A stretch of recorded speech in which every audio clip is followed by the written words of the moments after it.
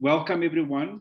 Good morning to some of you, and I suppose good evening to others. The rest of us are somewhere in the middle, so a very good afternoon.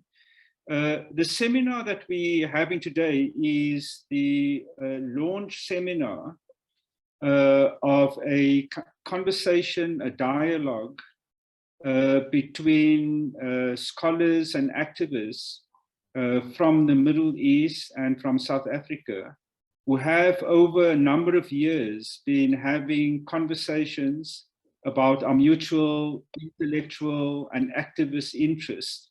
Can I just check whether other people are able to admit, or whether I should continue speaking and admitting, okay?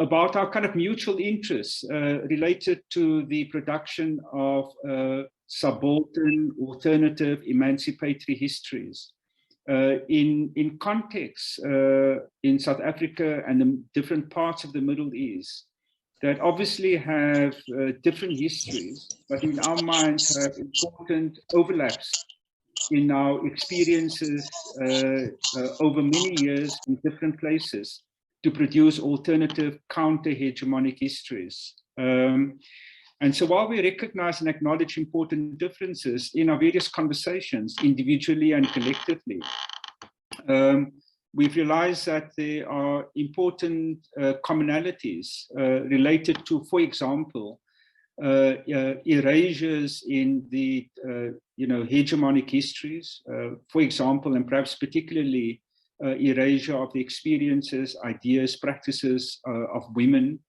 of various marginalized groups, be they people affected by war and violence, children, etc.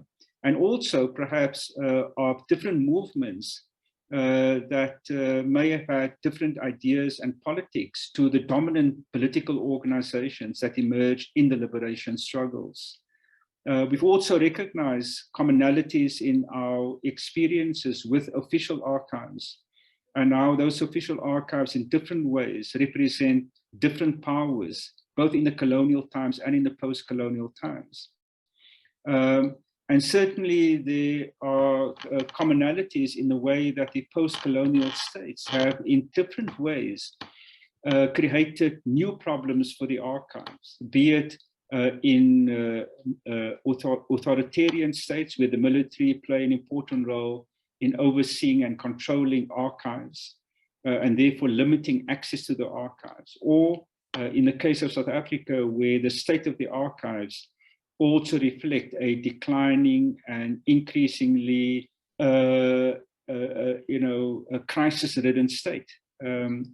And in that context, important questions are raised about how scholars and activists can not only intervene to try and democratize the official archives, but also produce new archives, in a sense, from the bottom up. All of us have, in different ways, as scholars and activists, been involved in the collection of oral histories.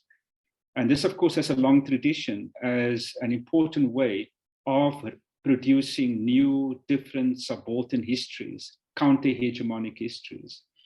And so, in a sense, the dialogues that we've had have kind of, woven together different intellectual, methodological, broadly scholarly experiences and activist experiences that pivot sort of around the ideas of public history, oral history, archives from below, and how those articulate what our common interest in emancipatory politics.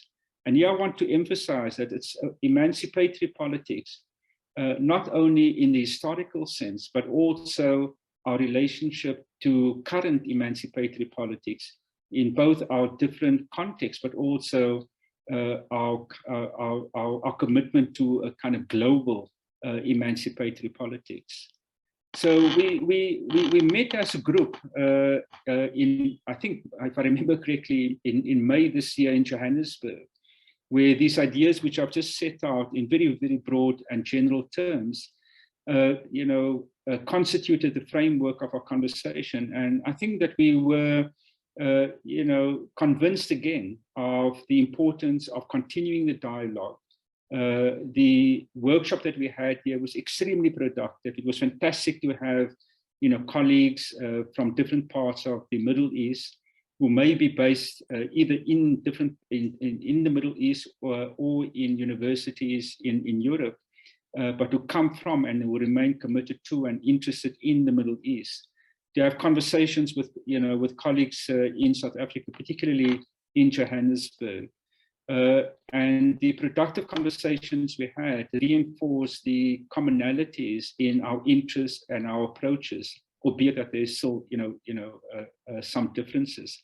Based on the workshop that we had, we agreed that it would be really productive and fundamentally important to continue having these conversations, but to have them in a more organized way, and hopefully in a more organized and kind of ongoing way. And this has really led us to where we are today, which is this seminar series, which is focused on the idea of kind of archives from below, the constitution of archives in movements, from movements, and how these relate in broad terms to emancipatory politics. We are planning to have a series of seminars, about 5 or 6 between now, November 2022, and September, October next year. And the overarching idea is to, in these seminars, to bring into dialogue scholars and activists from South Africa with scholars, activists, from the Middle East, in order to try and kind of, generate, new ideas, draw on our different experiences, in order to kind of shape our ideas and practices as we go forward. So I want to end off, first of all, by saying, big thanks to our various partners. And because my French is absolutely non-existent, I'm not going to try and pronounce all the names, but maybe Shaima, because your French is infinitely better than mine, I'm going to leave that up to you. And then finally, just to thank our inaugural speakers, Khalid, who's based in the US, but from Egypt, and of course, Dale McKinley, who is from South Africa. I think it's really wonderful that the two of you have agreed to inaugurate the seminar series. And I'm going to hand it over to Shaima, who is the co-convener of the seminar series, to lead us in the seminar. Thanks very much. Thank you, Noor. Good afternoon to everyone, and good morning, Khalid. I think you are the only one in the morning. So I'm happy to introduce our first seminar organized at the French Institute for Near East in partnership with the WITS History Workshop, Birzeit University, Institute for Palestine Studies, the Arab and Muslim Worlds Observatory at the Free University of Brussels, and IFAS Research in South Africa. I want to welcome our guest speaker, Khalid Fahmy and Dale McKinley, and our participant here at IFPO and online. Our first session today deals with the subject of documenting struggles in progress. The two presentations touch on the experiences of building and creating archives about social movements, such as the Anti-Privatization Forum in South Africa, and extraordinary events such as the Egyptian Revolution of 25 January 2011, while both were still in the making. Our speaker would correct me if I'm wrong, but we have two different experiences regarding their outcomes. I mean, the process of creating an archive. In one case, the APF archives do exist and are conserved, and in the other case, the process of archiving through the Committee of Documenting the 25 January Revolution had been put on hold. These experiences are essential because they give us insights into the challenges and attempts to build through archives counter-hegemonic and alternative histories. Therefore, some questions are at the core of our interest, or at least my interest. in the subject of documenting struggles in progress. Among these questions, when do we start documenting an ongoing struggle? How do we document? Who is legitimate to be included in that archive? Whose story do we collect and document? For example, if we consider the Egyptian Revolution, when we collect the story of this revolution, at least in its very first early days, do we collect the stories of the winner, and by that I mean the revolutionaries, or the defeated, the police and the state officials? Do they have the same value for archiving and building a counter-narrative? Which places or institutions do we choose to conserve our archive? Does that choice change something in our documentation methods and the possibility that the archives could exist? In the case of the APF, its archives are conserved at the South African History Archives under the forms of audiovisual collections, oral history, posters, and photographs, which is an independent archive founded by anti-apartheid activists in the late 1980s. In the Egyptian case, the Committee on Documenting the 25th January Revolution was affiliated with the Egyptian National Library and Archives, an official institution. How did these affiliations impact the process of producing archives? How and why do some experiences of archiving become successful while others cannot proceed? In other words, what impacts do the political situation and nature of governing regimes have on our ability to document and conserve our history of present struggles? And finally, how have archives become sites of contention between state and non-state actors? So we have the pleasure today of learning about experiences of documenting and archiving struggles in South Africa by two speakers who have the particularity of not only being scholars, but who have been witnesses and engaged within the struggles. Our first speaker is Khaled Fahmy, a well-known Egyptian historian and a fellow of the British Academy. He is currently a professor of North Africa and the Middle East at Tufts University. His research interests lie in the social and cultural history of modern Egypt. He published several books, among them Oulda Pasha's Men, Muhammad Ali, His Army and the Making of Modern Egypt, a book about the social history of the Egyptian army in the first half of the 19th century. And more recently, In Quest of Justice, Islamic Law and Forensic Medicine in Modern Egypt, which is an award-winning book on the intersection of law and medicine in the 19th century Egypt. Since 2011, Khaled Fahmy has regularly been a local and international media contributor. Then we will listen to Dale McKinley, who is presently a research and education officer at the International Labour Research and Information Group based in Johannesburg, which is a support organization dedicated to research, education, training, and the production of popular materials and the provision of reflective spaces for working class movements in South and Southern Africa. Dale holds a PhD in International Political Economy and African Studies. He is also, so Dale has so many hats. He's also a writer, lecturer, regular public speaker, contributed and commentator in the media. He's also a long-time political activist involved in social movements, community and liberation organizations and struggle. He published several books, including South Africa, Corporatized Liberation, the ANC in Power, and the 60 years of the Freedom Charter, No Cause to Celebrate for the Working Class. So Khaled, the floor is yours. And you should speak about 15, 20 minutes each. Okay. Well, thank you so much, Shaima, and thanks for the organizers. And thanks everybody for attending this session. I'm very much looking forward to it. I think the order of speakers is very well thought of, because my story is a story of failure. As Shaima hinted, it's a story of a documentation project that didn't take place. And I'm looking forward very much to hear Dale's experience from South Africa, which I hope will be a bit more positive than mine.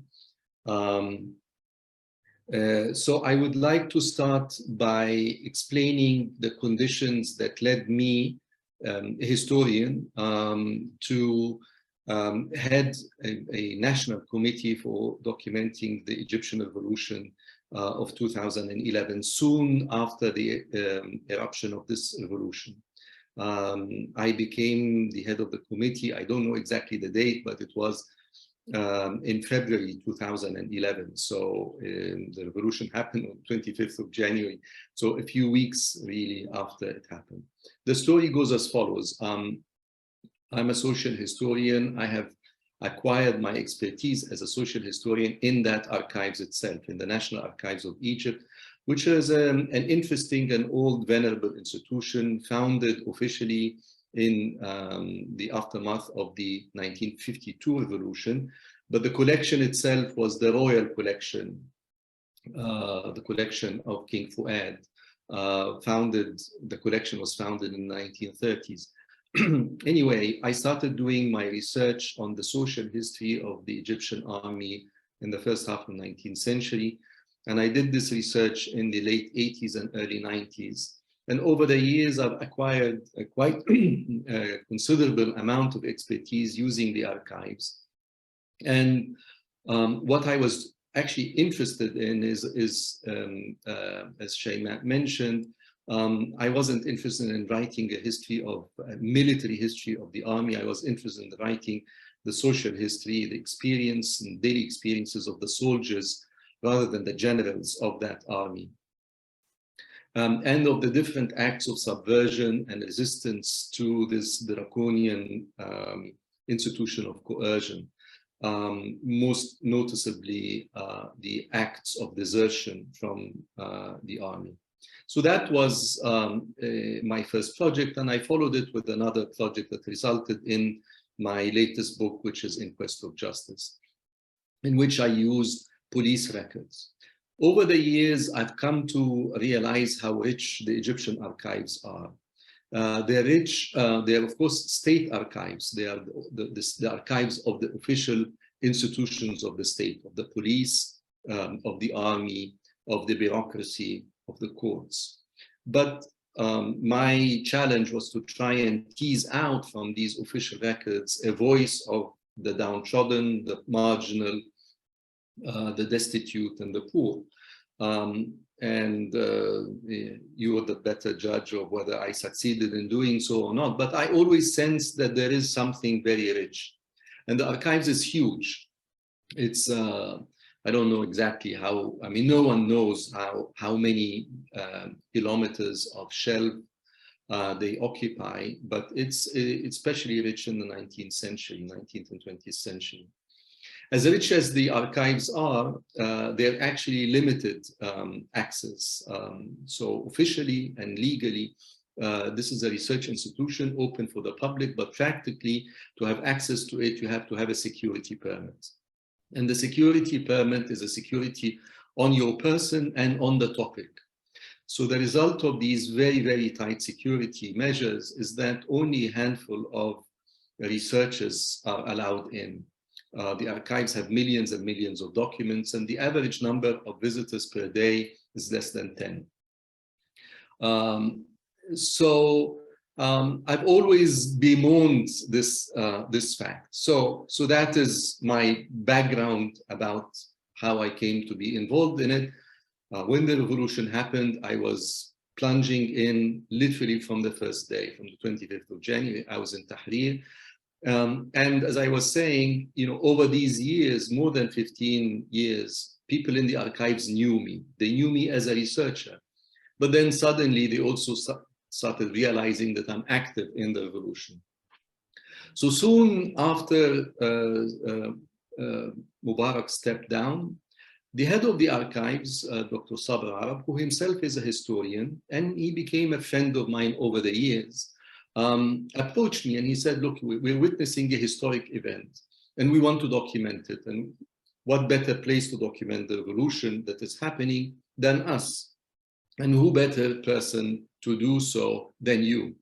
When I realized the enormity of the problem, I hesitated for a couple of days. My friends urged me to accept. So I accepted on two conditions. One is that I have complete freedom to compose the committee that would work with me to start documenting the revolution. And secondly, that whatever we do would be immediately accessible to everybody online with no security permits, with no screening, with no security walls. He approved this and a decree was issued officially by the Minister of Culture, who was a friend of ours, himself also a historian, and Ahmed Abu Ghazi, to form the committee. I started forming the committee. I approached some academics, some IT people, some lawyers, and we started thinking about how to think about documenting this revolution. Shaima already alluded to some of the questions that we immediately encountered. What is it that we collect? I was interested in my own experience. I wanted to imagine myself or someone like me coming 40, 50, 100 years from now and having at their disposal raw material that would allow them to weave together stories about the practice of revolution, what actually happened on the ground, who participated and why, the variations of revolutionary practice throughout the city of Cairo, but also throughout the country. That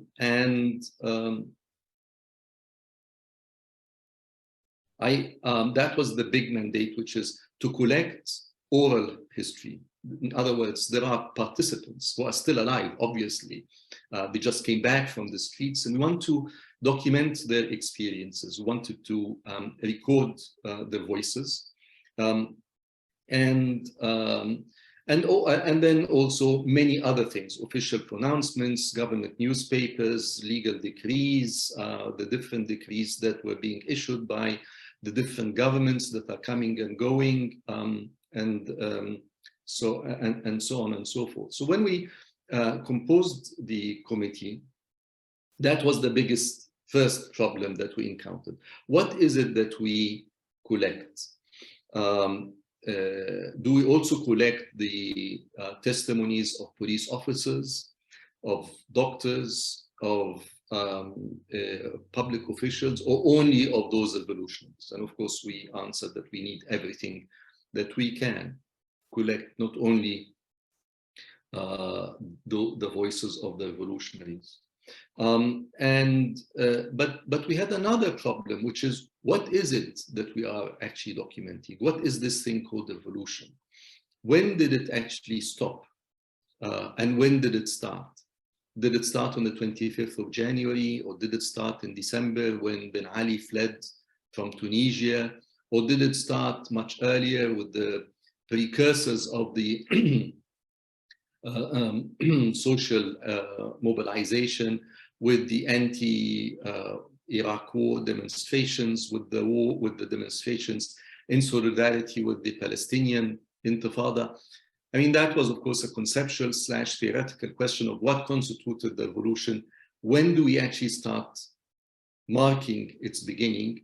And then when do we start when it ended? We supposedly, when the committee was formed, we thought the revolution ended, believe it or not.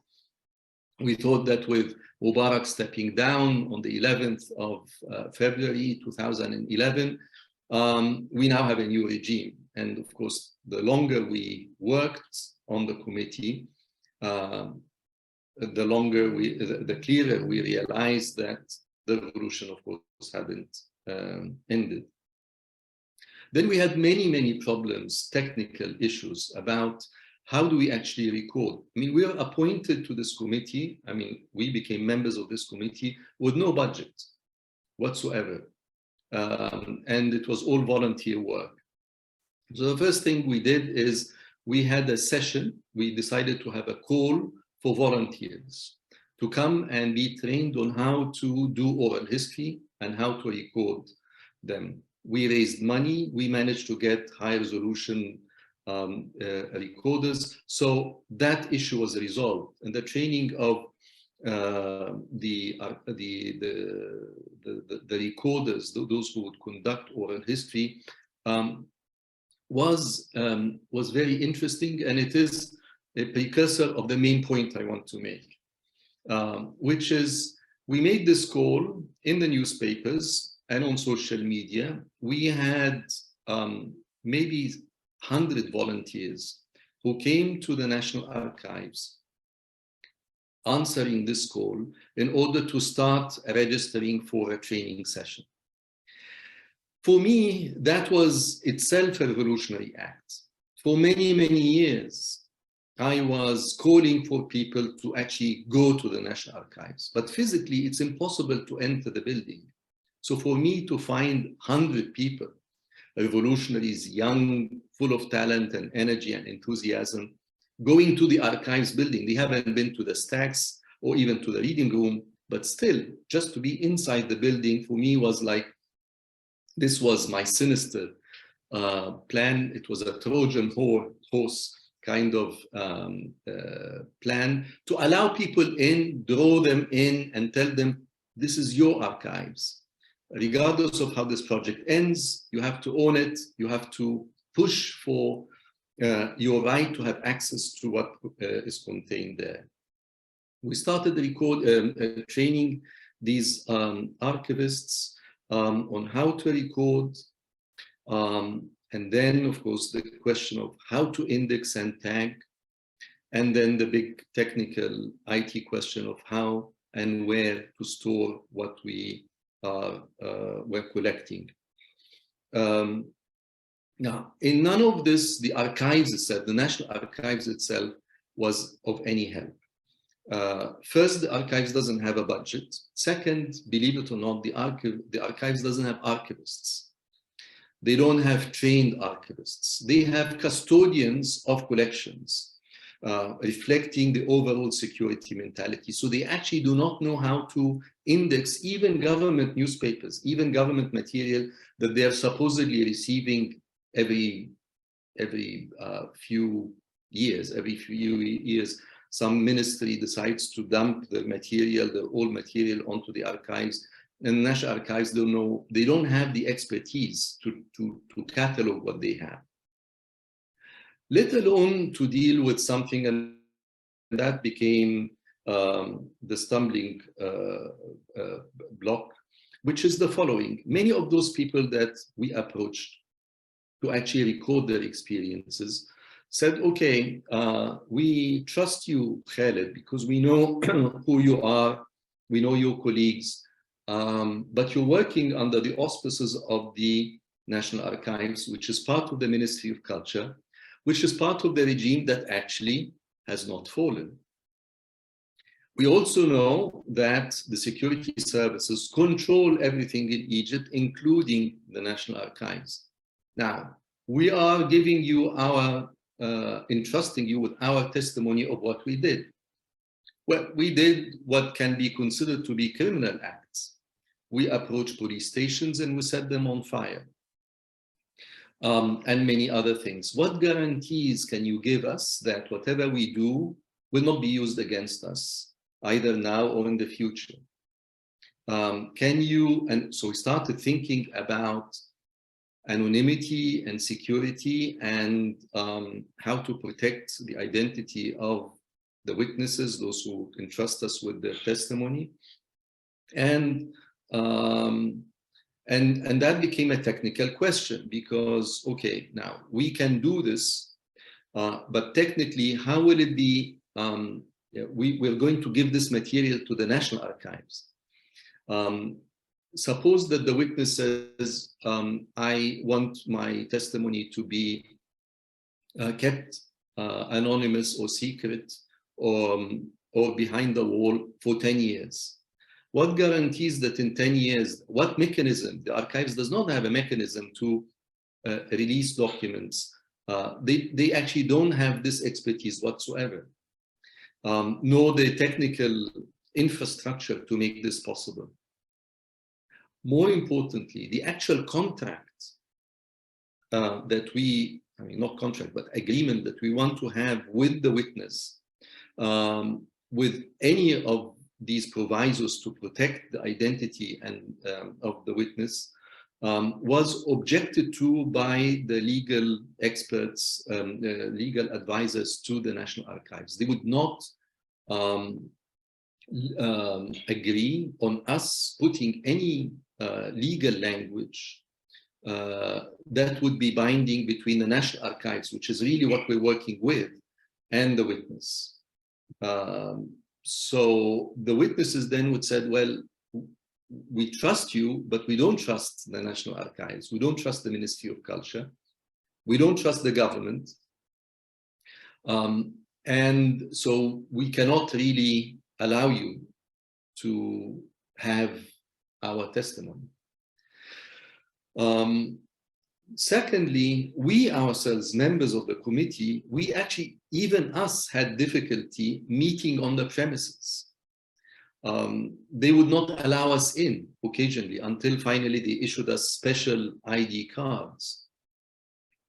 And thirdly, we also were, we're volunteers, we have jobs, but we're also active in the revolution. And as I'm trying to say, the revolution not only had not succeeded, but actually had not ended. I mean, we are constantly going on the streets, demonstrating, participating in sit-ins, writing op-eds, being members of different committees.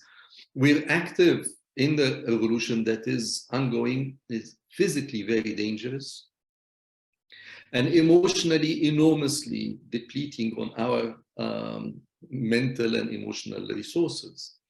And in addition, we have no protection. We have no protection because ultimately we are documenting a revolution against the regime that is paradoxically hiring us and authorizing us to do this project. So it is fear for the security of the witnesses, fear about our own safety, and lack of resources, and ultimately realizing that there is a fundamental contradiction between our revolutionary act of documenting a revolution and the fact that the people who are hiring us to do, or not hiring us, but mandating us to do this, are the very same people against whom we are participating in the revolution. That contradiction was not immediately clear in the beginning. We knew about it, but we thought we were full of enthusiasm in the beginning weeks. We thought that it's only a matter of time until we finally own the National Archives, own the Ministry of Culture, kick out the security agencies from this and make it really an institution that is open for the public. I also was a member of many committees, the aims of which were to draft new Freedom of Information Act, a new archives law, a new act for national archives. Both these projects, of course, also failed. I will end just by saying that, it's not an accident that, of course, I'm now in Boston and I'm not in Egypt. And many of my friends are in exile or barred from leaving or in prison, including, of course, Ala Abd Fattah.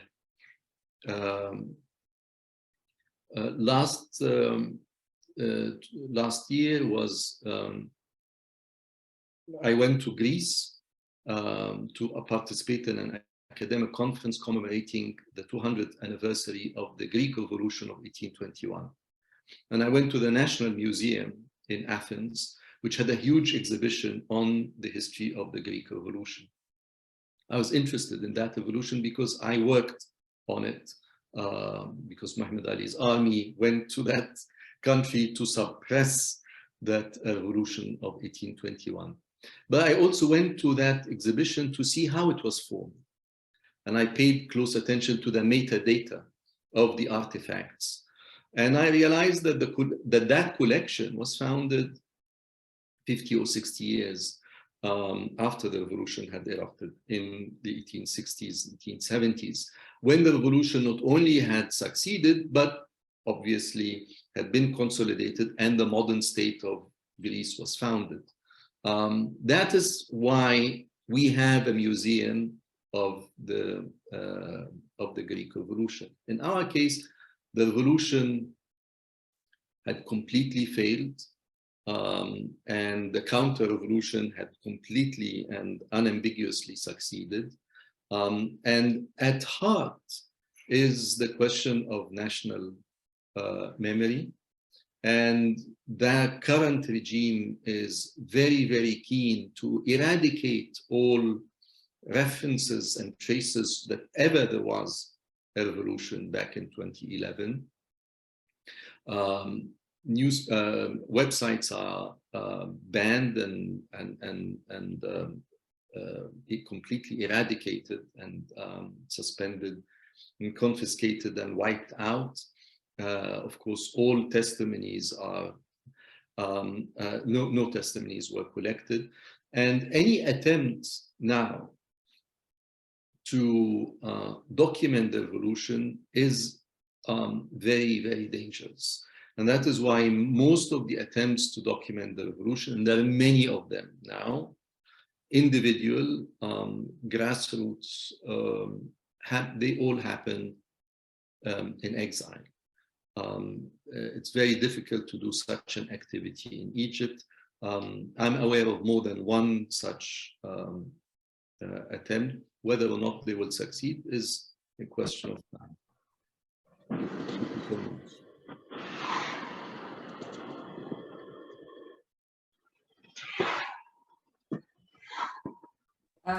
Thank you, Khalid, for sharing with us this story. Actually, I didn't know all the challenges. I didn't know all of this, but maybe I would like you, in the question, maybe come back to when actually it stopped, the challenges, the moment when it stopped.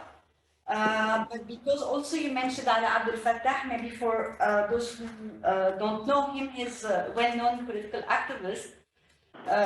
He is one of the thousands of Egyptian prisoners, and he's currently on hunger strike since many months. He also stopped drinking water like a week ago. So just to introduce you one of the many situations that we have currently in Egypt. Dave, we made you co-hosts. Yes, thank you. Is my voice coming through okay?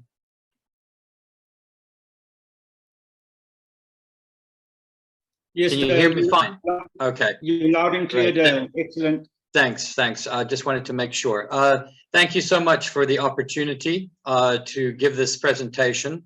When Noor contacted me to ask this, I was quite excited because it has been quite a long time. In South Africa, I think as Noor will testify, amongst a lot of the society, archives are not taken very seriously. And one of the challenges in particular, which foregrounded the archival collection that I was responsible for with regards to the Anti-Privatization Forum, was that in the post-apartheid period in South Africa, there are hardly any archival collections of any social movements, of any people's movements, community organizations. We are known as a country of the protest capital of the world, where there are more protests and uprisings and other things, and yet the only documentation of this outside of certain areas of academia and certain scholars, such as the History Workshop at WITS and others, is very, very thin.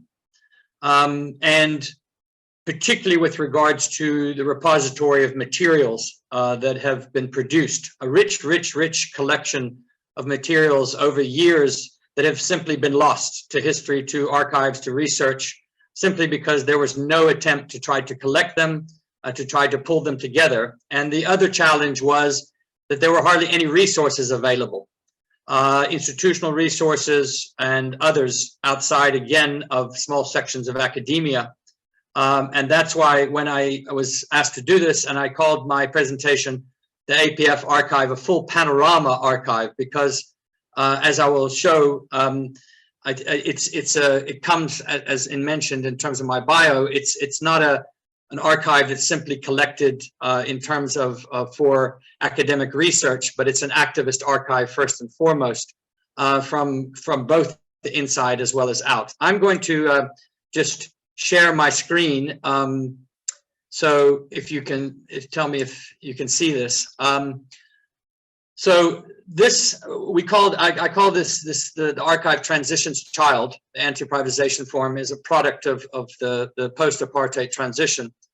And the background to this archival project was a previous archival and oral history project that I had done with the South African History Archive called Forgotten Voices in the Present, post-1994 Oral Histories from 3 Poor Communities, which were trying to get a sense of what the experiences of people were in the post-1994 period. And of course, the challenge in relation to trying to bring together a collection, an archival collection of a social movement like the Anti-Privatization Forum, which was predominantly made up of people from very poor communities, informal settlements, townships. It was not an NGO in the classic sense of the term. It did have an intellectual activist base to it outside of those communities, but fundamentally its membership and its activities revolved around a range of poor communities, predominantly in and around Johannesburg and in the Gauteng province, which is here in also constituting Pretoria, which is just down the road from Johannesburg, and the most populated area in South Africa. At the time that the APF was at its operating at its highest points, the APF consisted of about 40 different community and organizational affiliates and political organizations and individual activists.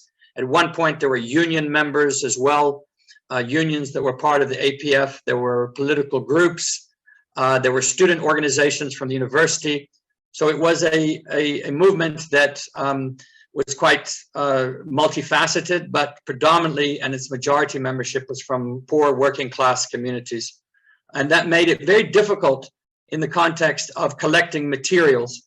But I'll talk about that and why we decided to combine a material archive with an oral history archive at the same time, to try to basically make this a much deeper and richer collection of a history, or telling of a history, from the oral history side of it, and from what people would be able to share from their own experiences and their own struggles, both as part of the APF and their own community organizations.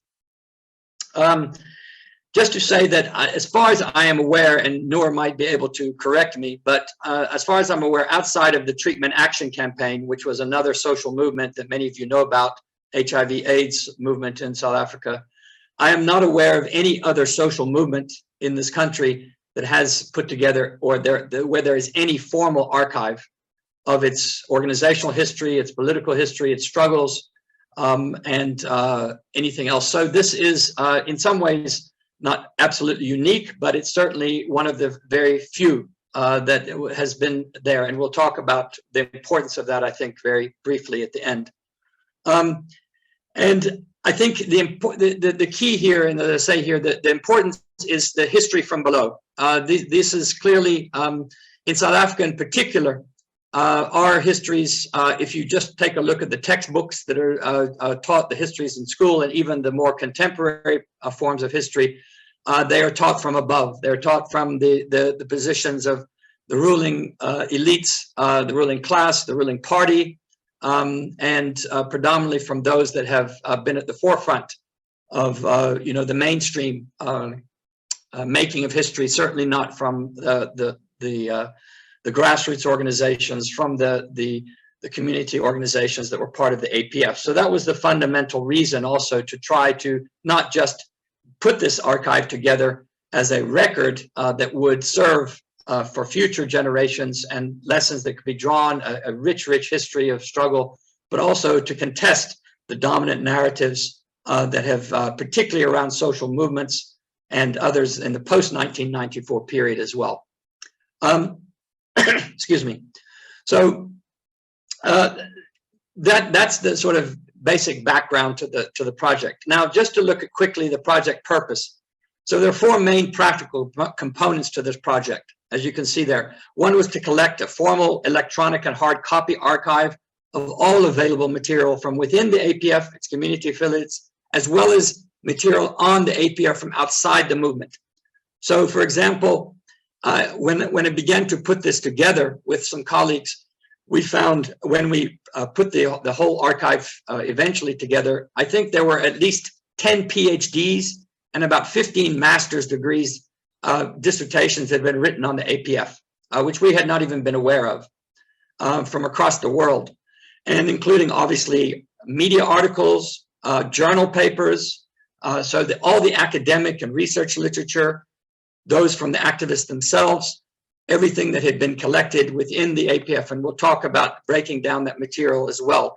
So it was literally every single piece of material, including, by the way, material as in paraphernalia. So it wasn't just written material, all the T-shirts, all the posters, all of the artwork, anything that was produced electronically, for example, invitations to meetings, things, all these kinds of things, minutes of meetings, every single aspect of the organization was collected. So the principle here in the collection of this archive was full panorama, warts and all, everything, the good, the bad, and the ugly.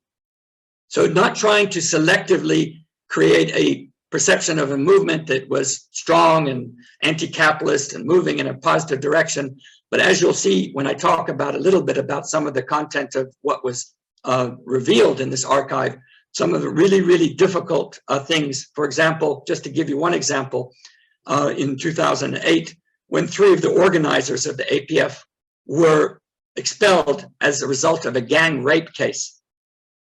And this was something that was a real challenge to the archive and to the principle of openness, because many comrades and many activists wanted to bury this, and most movements do. They try to treat their internal, organizational, and personal things as something that the public should not see, and particularly when it involves something such as rape.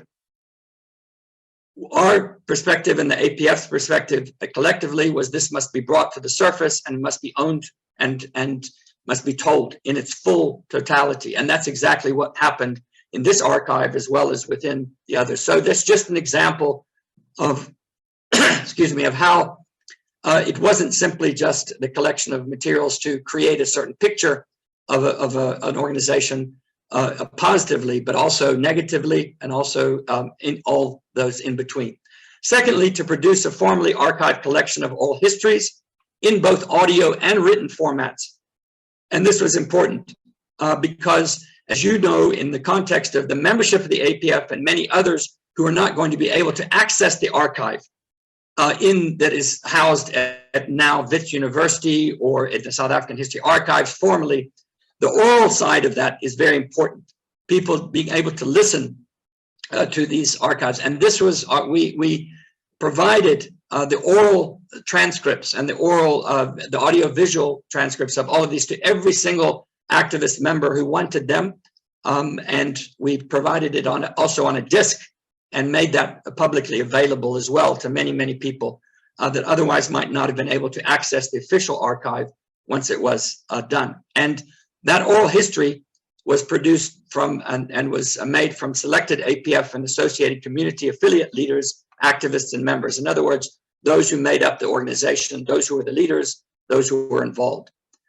Thirdly, to produce a brief written history of the APF, consisting of a critically informed paper, which I wrote based upon this collected archive, along with selected excerpts from the oral histories recorded, so that there was some kind of summary that was put together that provided a much more accessible and a shorter version for those that would not be able to access the full archive. And then finally, which was supplementary in the context of what we wanted to do, was to create a range of access to information requests from government and the private sector around some of the issues that came up in the archive, and that was separate after the archive was done. So this project really provided the first comprehensive multi-form history of one of South Africa's key post-1994 social movements.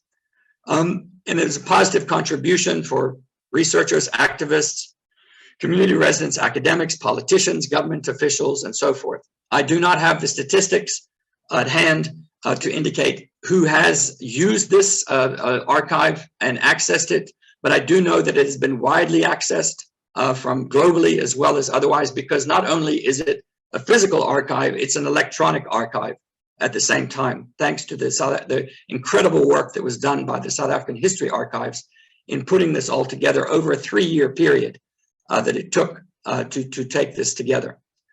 So, excuse me, I don't have the time to go through the entire process of the project scope, but I just wanted to give you a taste of how deep we went in terms of, for example, the oral histories. And in this first paragraph here, you see that when we interviewed people, and we did this in an open and transparent manner, we tried to cover the following areas. We covered personal issues. We covered movement and community organizational histories.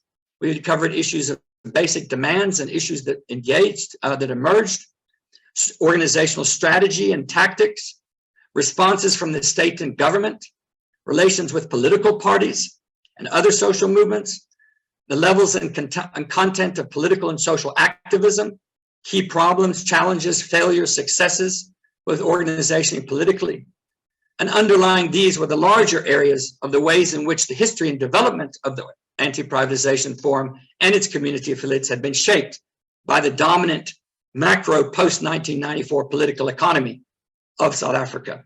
In other words, the bigger questions in relation to neoliberalism, privatization, and other kinds of policies that had fundamentally impacted on people's lives and their struggles. And so it was an incredible rich, it was an incredibly, some of the interviews lasted up to 6 hours.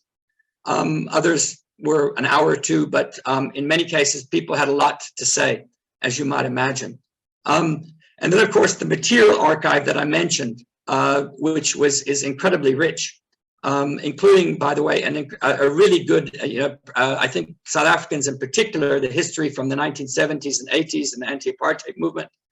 There are amazing collections of paraphernalia, of T-shirts, of posters, and it's very interesting to look at some of those and then compare them to the 1970s and 80s and other archival, and how the political messaging and the kind of things that were being, publicly sort of framed in the context of the struggle and how people saw that. It's a fascinating historical comparative analysis as well that one can make in the context of the overall trajectory of anti-systemic struggle in South Africa over a period of 30 or 40 years, with which the APF represents a slice in the post-1994 period.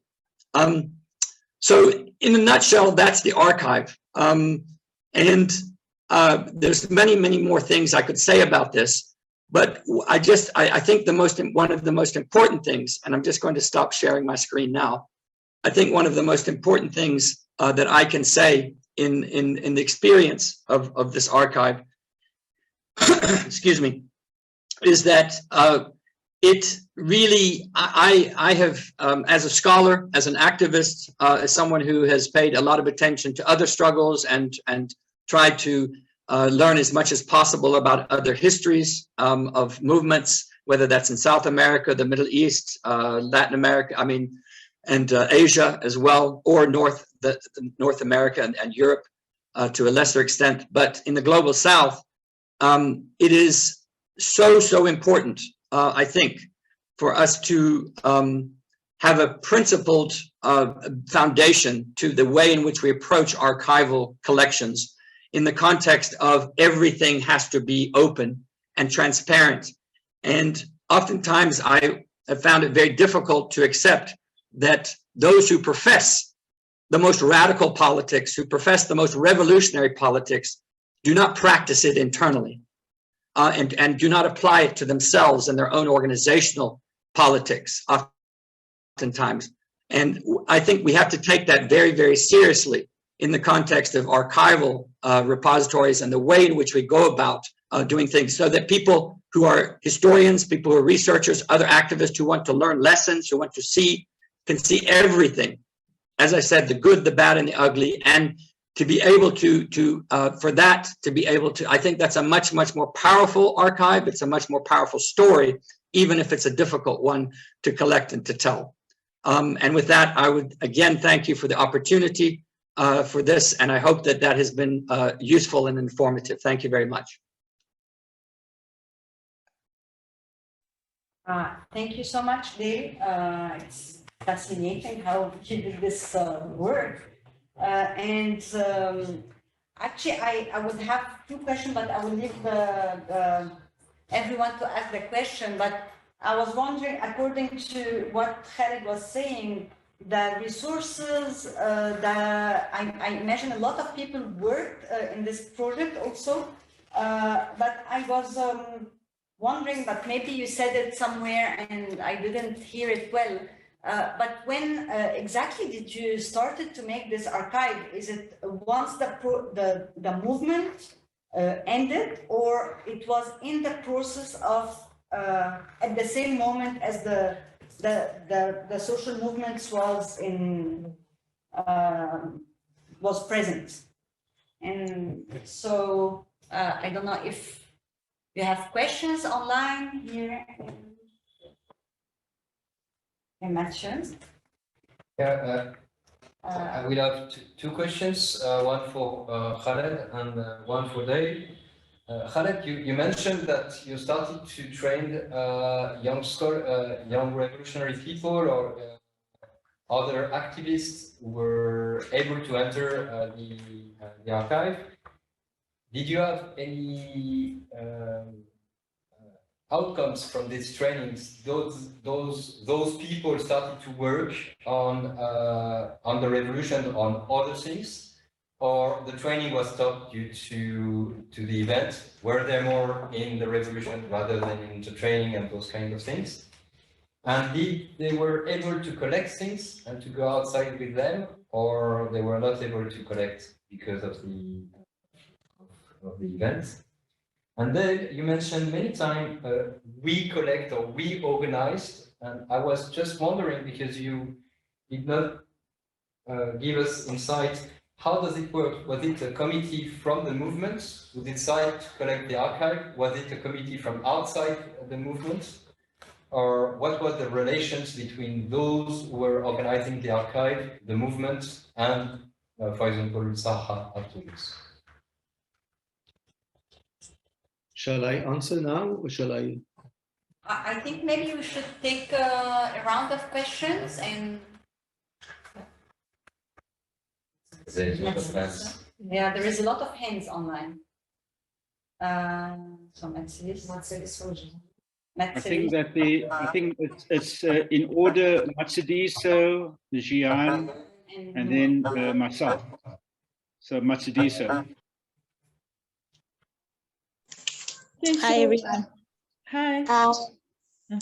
Yeah, thank you so much for the wonderful presentations. And I think I have two questions for Khaled and then one for Dale. And my first for Khaled is that, first, I think it's really commendable that you have kind of had to navigate all these security or national strictures and still manage to put together something of an archive of this revolution. I think that's very commendable. But one of my first question is, first, whether in your process of archiving this revolution, there were any mechanisms indexing or cataloging the revolution that could kind of camouflage themselves within the archival institution, such that there were details or aspects of the revolution that would appear in the archive but not necessarily be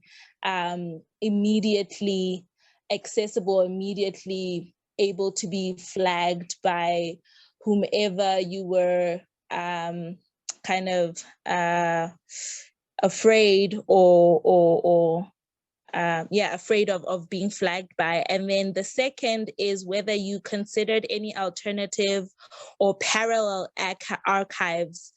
So as you were archiving for the National Archives, did you consider making a collection that would be housed or would have custodians outside of the government's strictures and restrictions? And if so, what did that look like? So was there an informal archive that you put together that may be accessible now or, you know, in later years?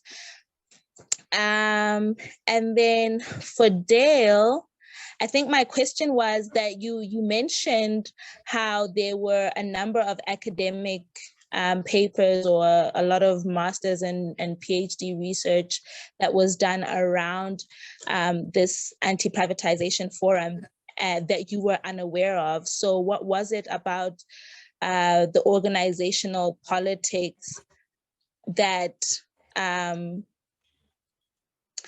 okay, well, I think I'll have to phrase this a different way. So when you read through some of the papers, were there aspects of these research papers and dissertations that had elements of erasure or elements of kind of the toning of the papers that felt like there was some kind of restriction in the way that the experience of the movement was expressed, and how did you navigate that, or how do you plan to navigate that? So how do you plan on navigating some of the constraints, the academic, I suppose, or organizational constraints that these academics experienced in writing their work? I hope that these these questions make sense.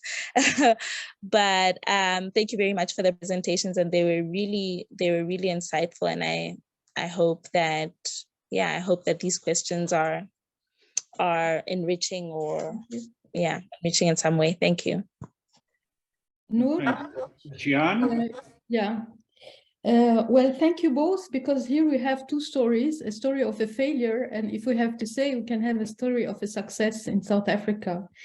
But both of them made me think of, and we are in a comparative study case, of Tunisia and the Truth and Dignity Commission that was built after the revolution by Siham Ben Sedrine mainly and others, where they collected testimonies of people who were abused by the authoritarian regimes of Bourguiba and Zinedine Ben Ali.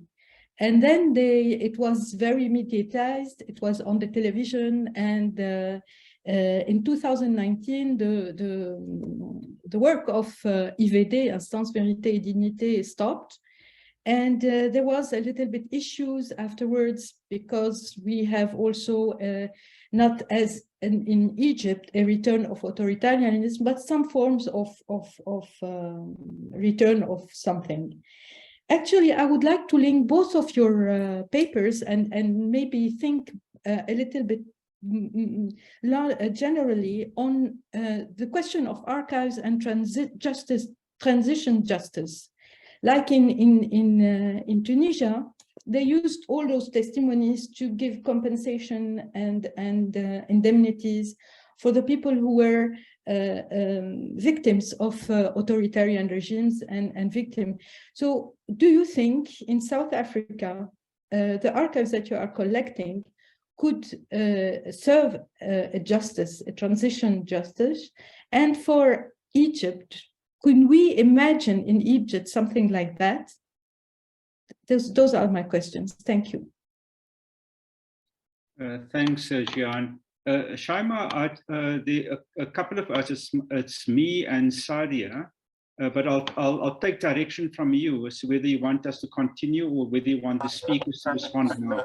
Yeah, maybe we should let them respond, and then we take your question and Sadia also. So Khaled and then Dale. Okay, thank you for these questions. I'll try and deal with them in the order in which they were posed.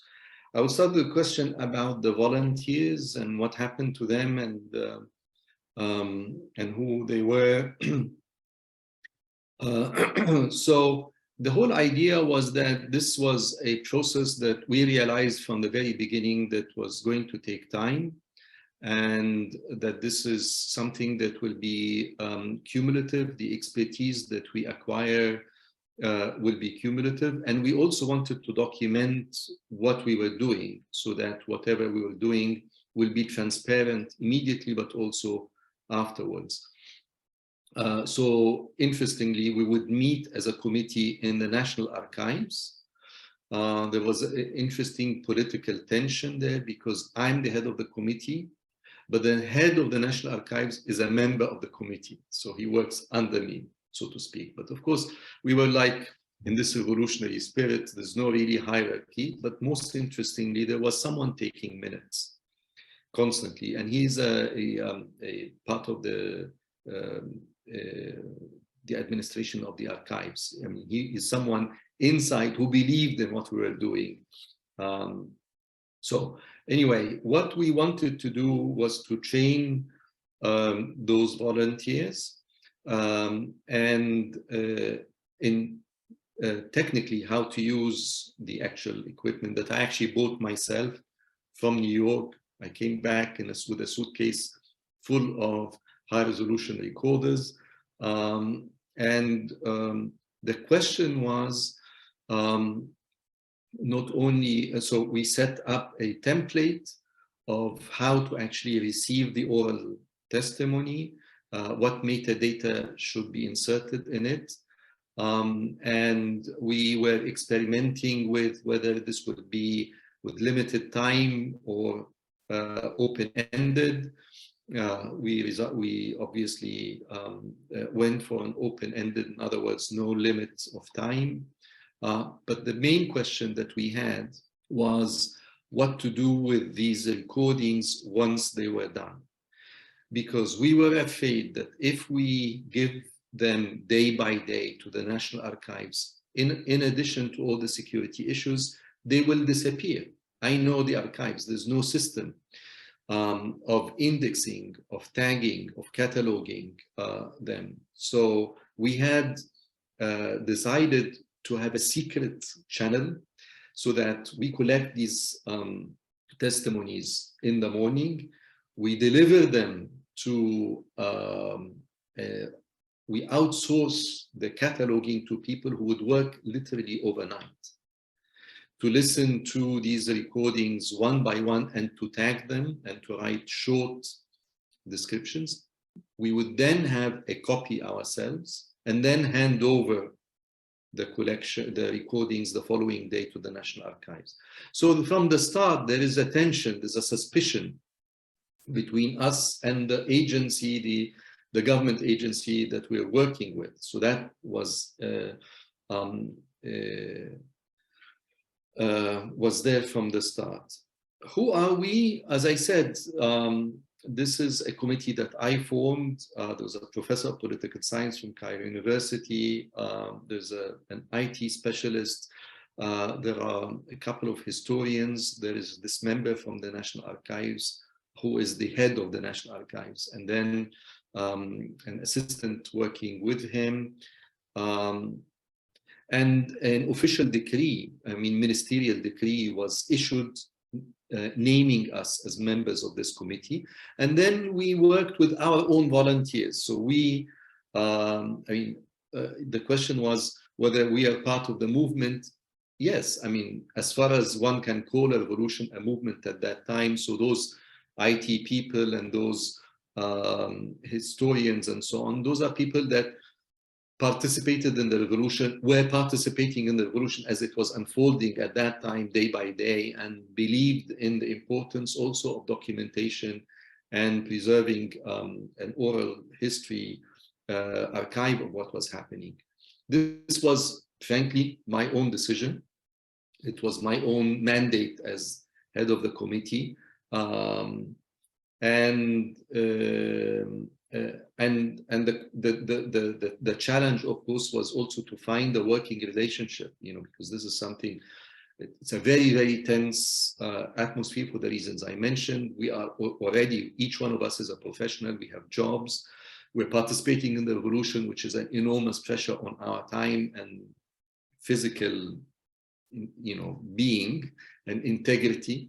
And then this extra burden of meeting once a week and deciding the rules of the game. We spent maybe 7 months trying to set down different criteria and measures and rules of how we will go about doing this, and subcommittees being formed and so on.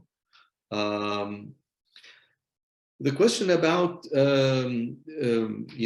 camouflaging what we are doing, as I mentioned one example, which is how not to give the material immediately upon the oral history material upon being collected. We wanted to have a way of cataloging it first, of tagging it first in our own archives.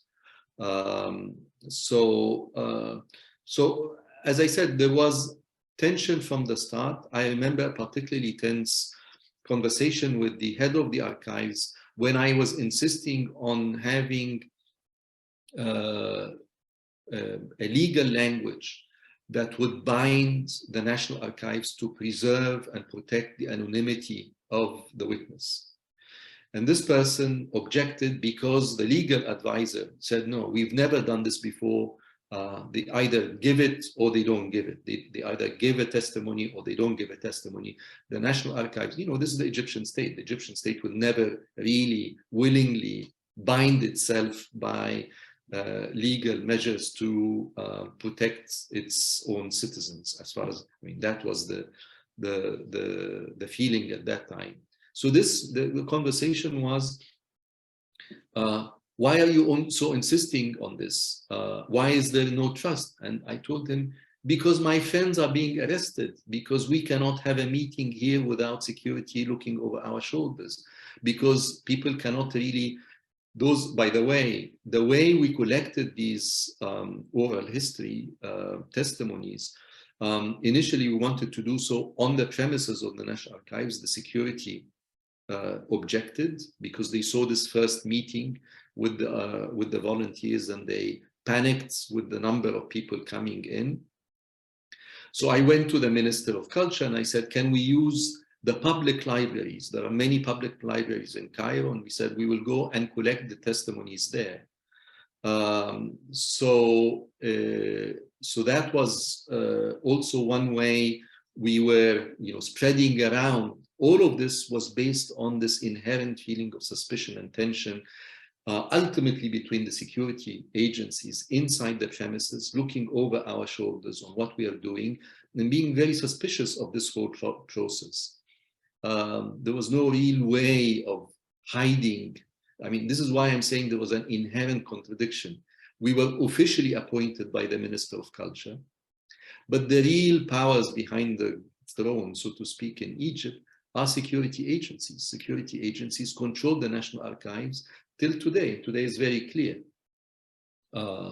Today, the Minister of Culture, today every ministry is ruled by an army officer and security agencies in a way that brings to mind the way the British used to control Egypt. Egypt was supposedly a constitutional monarchy with an independent government, but within each ministry, there was so-called a British advisor who stands behind the minister telling him what to do.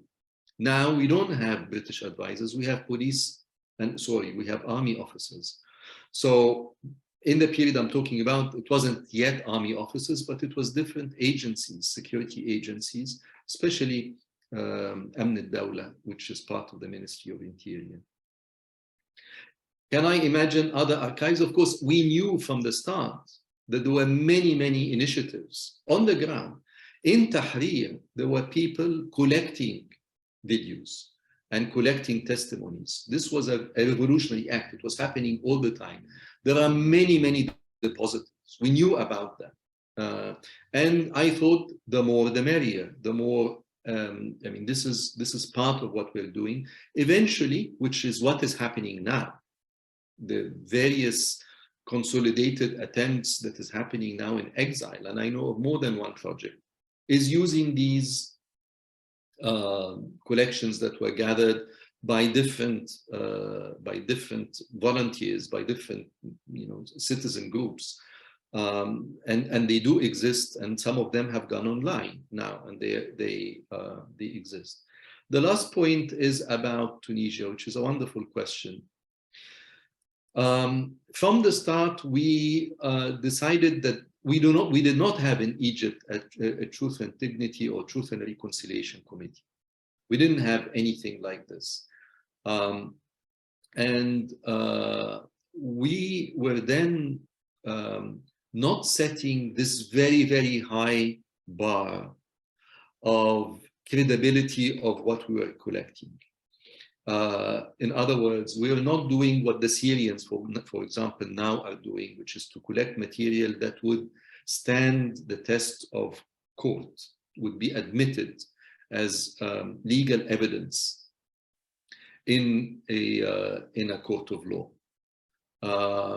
This was not the purpose of what we were doing. We were collecting whatever people said,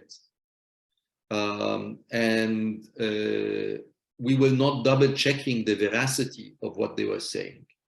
We were trying to be as clear as possible and transparent as possible in terms of the metadata we were putting. When this testimony was given, the identity of the person, if they so wish to be declared, the date of the testimony, its place, and our purpose in tagging is to link the events that we were listening or the personalities, ultimately with the purpose of having a timeline and a website that connects individuals with, but also this was very important to notice, we in Egypt have a very bad history with attempts to document revolutions. Hosni Mubarak, believe it or not, was ahead of a documenting revolution attempt. He was appointed when he was a vice president, by the president at that time, Sadat, in 1976, to head a committee to document the 1952 revolution. The aim of that committee was to come up with an official narrative of what happened in 52. Of course, we now know that what was happening was to paint the Nasser regime in very bad light. So we decided from the start, we're not actually going to issue a report.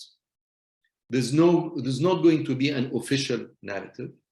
This is an open resource for people later on to make what they can make out of what we're gathering.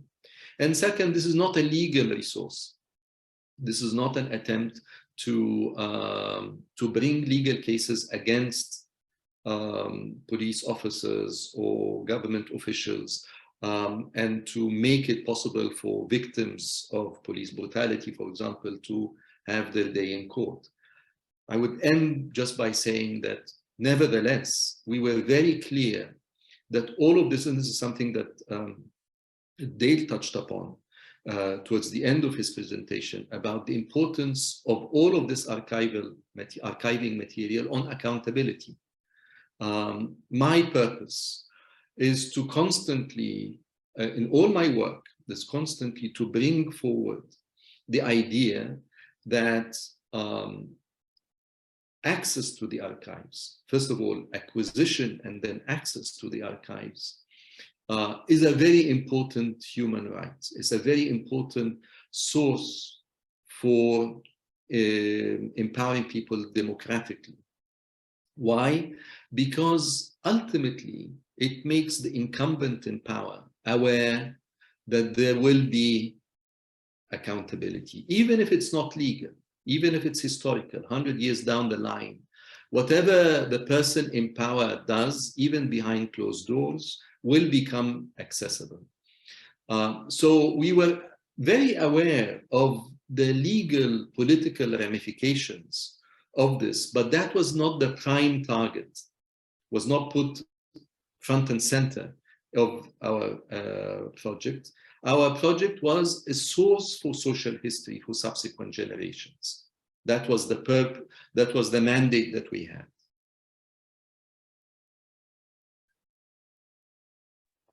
Thank you, Khaled. Dale, and then we'll take, so we'll stay for another 15 minutes, and then we take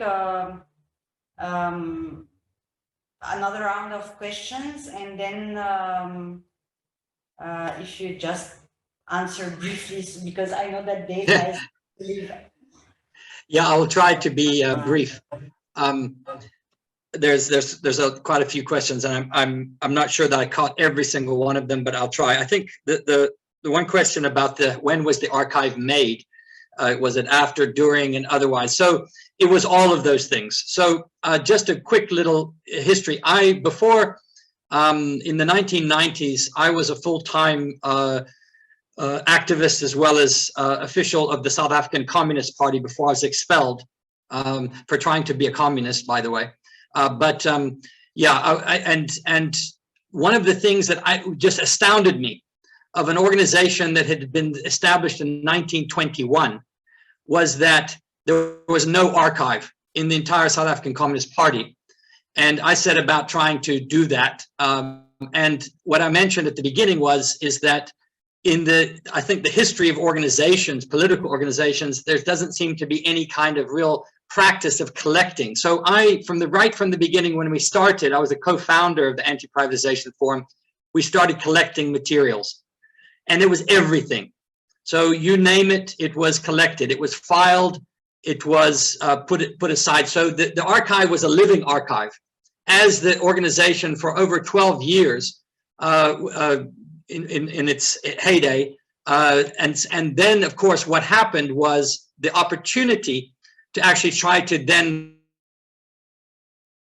start putting that archive together and then doing the interviews came as a result of some of the, how should we say, not total disillusion of the APF, but certainly when it began to enter into some serious challenges and problems, a lot of the comrades and a lot of the activists, and this was a collective discussion that took place within the APF, decided that it was a good time. I remember mooting the idea and saying to everybody in an open assembly, why don't we put together an archive now? Why don't we do this and we have a collective process of doing that? And everyone agreed that this was a good time to do it. Otherwise, there might be the possibility of missing and not having that opportunity. And we already, by the way, missed a lot of opportunities for people. We had, I would say in those 10 years, there was, at least personally, I know of our membership and leadership, at least 10 to 15 leaders who passed away and died, whether that was from natural or other causes. So it was an ongoing archive. It was something that happened from the beginning all the way to the end, and then obviously in the more immediate post sort of APF period as well when it was put together. Masakiso's your question around academic materials and aspects, elements, yes, it was incredibly frustrating, by the way, to read some of these academic dissertations, because typical of some academics, they had parachuted. Basically what they had done was they had come into South Africa for about a 2-week period. They had selectively talked to a few individuals, and oftentimes not even people that were part of the APF. They had collected a few materials and other things and had gone back and written a piece, which was, fairly, I would say a lot of it was uninformed. A lot of it had nothing really to do with what was going on. It was a lot of it was preconceived notions about social movement theory and what social movement should be and what revolutionary organizations should be, and people's own experiences of the anti-apartheid movement and making comparisons to this 1970s and 80s versus the post-19, and how disappointed they would in the lack of, success, should we say, or more radical politics. And that was some of it. Others of it, there were many and some academics that had come in and spent a lot of time on the ground with the movements, doing proper grounded research. So it was a combination of those things. But I would say that in many cases, there is this tendency, which is not specific, obviously, to any particular country or movement or otherwise. It's a global phenomenon of this sort of surface analysis and trying to fit an example into pre-existing theory and into pre-existing ideological constructions about what it is that you want to see as opposed to what actually there is to see and what is actually going on. And sometimes it's very frustrating when you go to an international conference and you hear somebody talking about struggles that are happening in South Africa. You're like, that's not exactly how it's experienced at all if you were on the ground. That's not how things were. And yet this is what is then reproduced in journals. It's what reproduces in conference papers. It's what gets reproduced as the sort of dominant discourse about the understanding of struggle, in this case, in post-1994 South Africa. So I think it is a challenging sector. And then finally, Jian, your very important question about the Tunisian experience and whether or not these histories and archives can serve justice. My direct response is absolutely, but a particular kind of justice. So oftentimes, I think what it seems to me with the Truth and Reconciliation Commission here and many others, there's an individualized justice. It's about individuals and stories and, oh, this happened to me and I would like justice for me and my family, as opposed to collective justice, as opposed to social justice, as opposed to gender justice, as opposed to a range of different more social and political, economic, larger picture things. If you look at what happened to the communities that were part of the APF, the violence, not necessarily in the numbers of people that were killed, although there were many people that were arrested and spent time in jail and whose lives were ruined as a result of the repression of the authorities. And those stories can be told, and certainly the archive could be used, I think, in the context of that, hopefully maybe to get certain justices for certain individuals, but more collectively, the collective violence of the communities that is ongoing. To me, the archive can serve as a much bigger part of a collective memory and a history that can be part of a more radical politics, a more just politics that begin to address the real issues that create these injustices on the ground. Because if we don't have those counter stories, if we don't have those counter narratives, if we don't have those counter experiences, then it's going to be much harder to achieve that kind of justice. Thank you. Thank you. So Noor and Sadia. I just saw someone, Abdulhamid, I think, who shared the website for 858. So this is to answer one of the questions. It's an archive, video archive created by the Musireen Collective that documented for a lot of events during the Egyptian Revolution. And actually our South African colleagues, you have received like 2 years ago, if you remember, Noor, at the Constitutional Hill, Sharif Abdul Qudus, who introduced this project. And the 858 is the number of hours of video that they have collected on the different events. And I really invite everyone to go see this website because it's really amazing. Great, thanks, Shaima. I have two, quick questions, and they sort of directed at both Khaled and Dale. It's about the, when we met in earlier this year. I'm hearing an echo, so I don't know whether it's affecting everyone.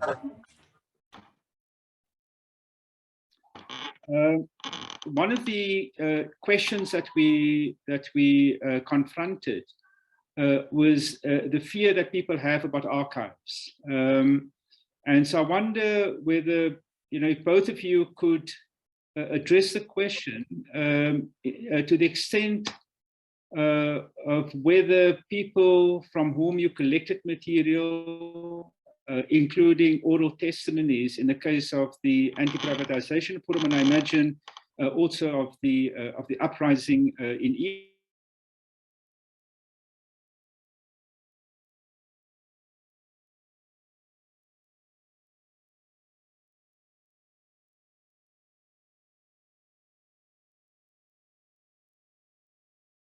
Because there was much greater repression in Egypt, and of course that happened also in the case of the APF, and perhaps more so in the later period. So I'm interested in how you approach that question in the creation of an archive. Secondly, And this perhaps relates, Dale, more to the APF archive, which, as we've said, is in this context potentially the story of success. Is the extent to which the archive could be used, and maybe you have examples from the APF in building new movements, so that the archive, on the one hand, is not just a passive, set of materials that may be used by academics for their research, but how could the archive be used, both in its constitution and then also at the end of the process, to continue building movements, so that current movements, for example, could use the material in order to learn the lessons of the APF, both in terms of struggle, but also in terms of creating new archives. So it's about the activist archive, not only about the movement, but in continually building new movements. Thanks very much.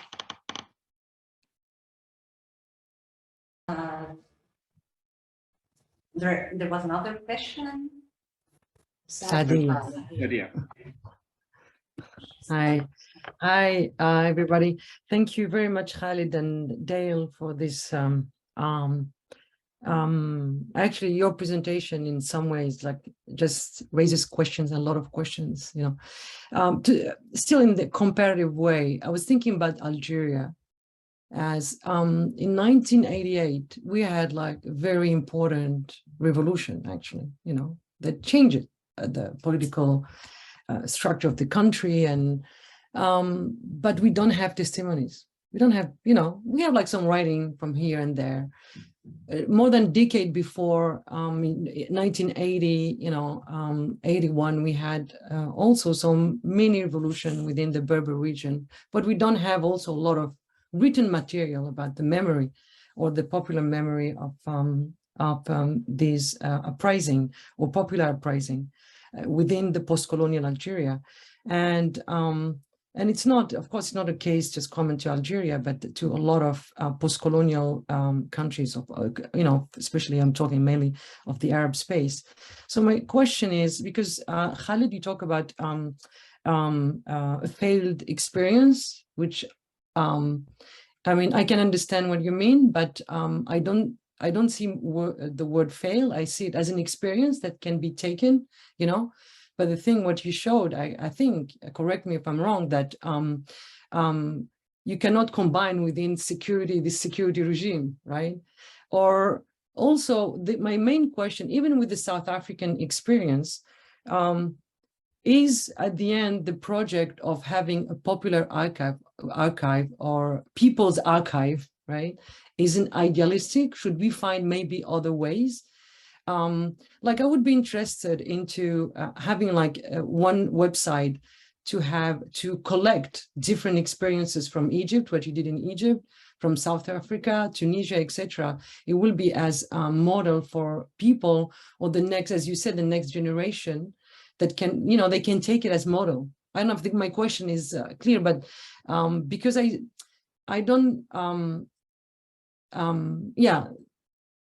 is the project idealistic at the end, right? Or just should we be trained to keep the memory of the one who are making this revolution, and then leave the time to do the work? And just I finish with that. I read 2 years ago a book about the archives of Warsaw Ghetto, and it was run by communist historians. So they understood that they didn't have any chance to survive. So they collected everything, drawings, everything that, they thought it's important to leave as a trace.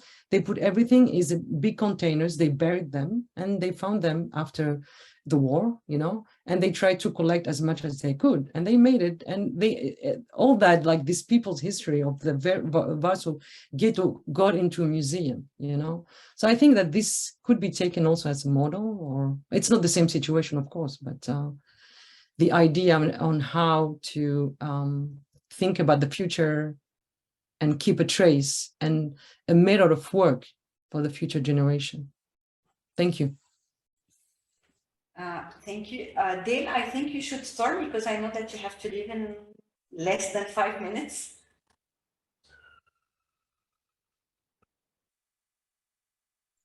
Yes, sorry. Okay, thank you. I'll try to be brief. There's so much to talk about and many questions. Noor, yeah, listen, I mean, we did, you know, we had two ways of dealing with that in terms of people's idea about archives or skepticism or how they thought about it.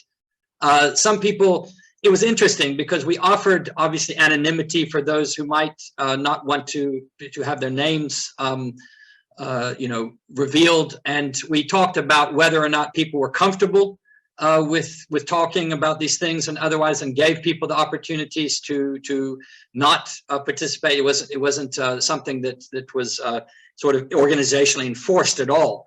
It was just encouraged if comrades wanted to do that. But I think the main concern that was expressed that came out was access, and this is what you talk about in the second part, the extent to which the archive can be used, you know, to build new struggles, new organizations can be made use of, and this is the challenge. And I think in many cases, we're fortunate in the sense that the APF had many different kinds of activists and intellectuals that went on through the APF and otherwise to inhabit many different spaces, some in academia, some in government, some in other civil society organizations, and many of them have used these materials. Many of them have made use of them and have taken. So that's one way in which I think both some of the ideas, experiences, and others, even if limited, can be made use of. I think the challenge, as you well know, and that I think is not, again, unique to South Africa, is that organizations and other movements tend to operate largely in silos. And so it's not just about making the archive accessible. It's about people's political and organizational consciousness in terms of the way you build an organization to incorporate other experiences, to incorporate other histories, to basically learn from them. This used to be one of the strengths of the anti-apartheid struggle to a certain extent, and certainly unions and workers, in looking elsewhere, internationally and otherwise. And I think we've lost a lot of that, and particularly in South Africa. So it is an ongoing challenge, but it's one that I think I know in my work that we do in ILRIG and others, where we have used the archive and made use of trying to allow the archive for people to open and share their own experiences and not just talk about the APF, but talk about their own and begin to archive their own struggles, their own oral histories and others at the same time, so that it encourages the same. It encourages the telling of stories and the collection of those, even though it's a difficult process. And then Sadia, your question regards to whether or not this is idealistic. Well, in the philosophical answer would be absolutely it's idealistic. Yes, in a good way. But I understand, I know what you're trying to get at, which in some ways, I think that at least in the South African context I can speak of, I can't, I think, speak for others in this way, is that we're almost at the baby stages in the context of this archival journey, particularly in the post-1994 period. I think there still is an obsession, and understandably so, with the pre-1994 histories and the pre-1994 anti-apartheid and the apartheid state. And there's in some ways a bifurcation, an unwillingness to almost think that the post-1994 period is somehow fundamentally different and therefore needs to be thought of and recorded differently, which I would disagree with. So in that sense, there's an ideal of trying to have a continuity of that archival history, as well as that storytelling and collection process, but at the same time to make it very practical in ongoing in a lived archive. And I think that's the real challenge, as Noor was pointing out. So I know that that's not a probably satisfactory answer, but I'm hoping it speaks to a certain one. And then Ala, your point in the chat about the parallels between you were asking, it says, what about the Palestinian issue and how can we compare what's going on in Palestine and what happened in South Africa?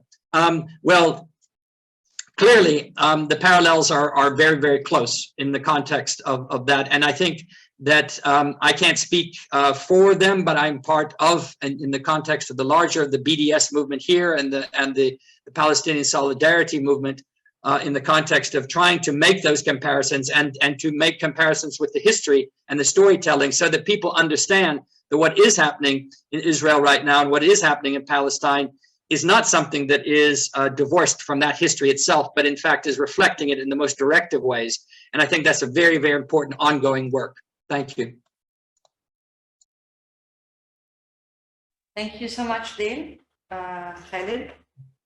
Okay, I know that we're running out of time, so I'll try and combine my answer to both questions together about the romanticization of it, of the archives, whether it is an idealistic project, but also the suspicion of the archive. Just some free reflections here. I think from my own experience, you're absolutely right. No, there is a suspicion about archives, suspicion, confusion. The word archive in Egypt, archiv, al-archiv is a dreaded place. It's not a feared place. It's a dreaded place in any Egyptian government agency. It is usually in the basement. It is stacked with very unorganized documents, but it is there that you have supposedly a piece of paper that will solve some bureaucratic hurdle that you have with the state. So you go to the archive in order to clear up. And usually there are all kinds of stereotypical images of the employee in charge of an archive. What we were trying to do is to, and all of my work, academic as well as activist with regards to memory, archive, popular memory, and so on, it starts with this understanding or misunderstanding of what the archive is.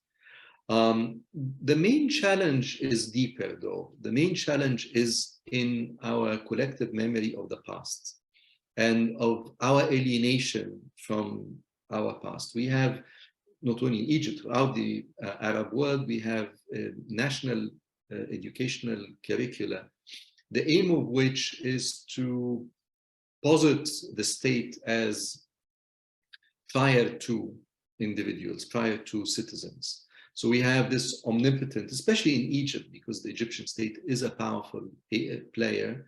And I know, and of course, they say it is a state that was founded with the ancient Egyptians, with the pyramids. When, of course, our historical work showed that the Egyptian state is no more than 200 years old. The purpose of this grand narrative is to diminish us, to wipe us out of the picture as citizens, as men and women who live in our countries and who make history. So my own history writing is to bring back people and to say the nationalists' narratives, the national narratives of our history are very subversive, I mean, very dangerous, and they have to be subverted. They have to be subverted to bring us back to centerfold, back that is the people. We need to see the people rather than the king, rather than the pharaoh, rather than the church, rather than the mosque.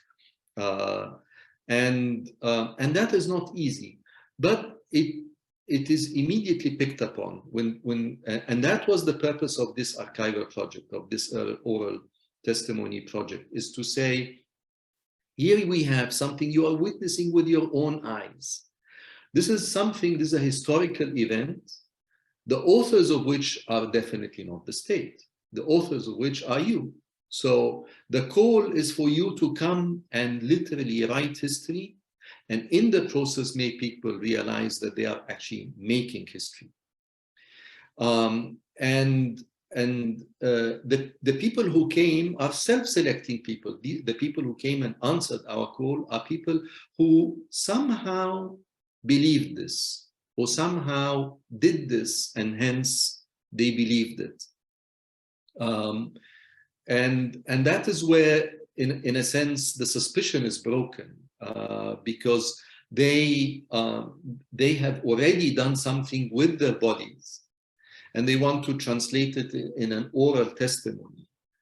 So they have already crossed these lines, and they have somehow proven to themselves that they are the authors of their own history. They are the makers. They literally made history. I think Sadia's point is very well taken. I mean, I consider it to be a failure. It doesn't mean that it's the end of the story. As I said, there's many, many initiatives. And for me, this is a beginning of a long process of change in the Middle East. We are not really, as a historian, I don't see what is happening as the end. It's an end of a chapter. But the revolutionary spirit is somewhere there, the need to change. And these regimes are untenable. And I believe that things will change, not tomorrow, not today, not next year. And I believe what you're suggesting, Sadia, of making a non-national archive, of collecting the archives from Algeria to Syria to South Africa to Egypt, and to say, these are what moments of change in which citizens take the initiative look like, and to document them. And I think I have to admit, I haven't thought about it this way, because I'm very much, as I tried to show, I'm very much, despite everything, a product of the National Archives of Egypt. I was trained there. And that is a problem that I have to admit. I have my own limitations from my experience, and I think I need to be pushed out of my comfort zone to imagine some other kinds of histories that are not national histories, some other kinds of archival practices that are not bound to the nation state. So I think this is a very valuable advice to make these connections of different revolutionary spirits and different revolutionary experiences, and to see how we can write one archive about them, to make them have a conversation with them in one project, if I understood your suggestion correctly. And so thank you for it. Thank you so much, Khaled. Thank you all. Noor, do you want to say something to end? Not really, but if I have to, let me then say, I think this was really a fantastic conversation. I know Dale has left us, but thanks to Khaled and Dale for raising a set of fascinating questions. And I think that it's been extremely fortunate to be able to inaugurate the seminar series with those two inputs, which have generated many, many questions. And as Khaled has said, we're not attempting to answer all of the questions in one experience or in one seminar. But this is an ongoing conversation which we're going to have to undertake collectively and draw our different experiences together over time in order to inform what we're doing and what we're writing and how we research, what we research, and with what various objectives. So I found it very, very exciting and illuminating. Thanks.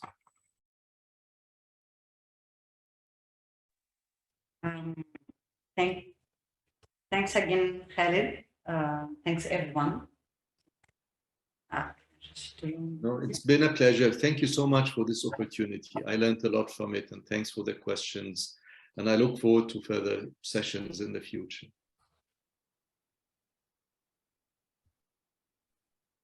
Okay. Wonderful. Thank you very much, everyone. Bye-bye. Bye. Thank you. Thank you.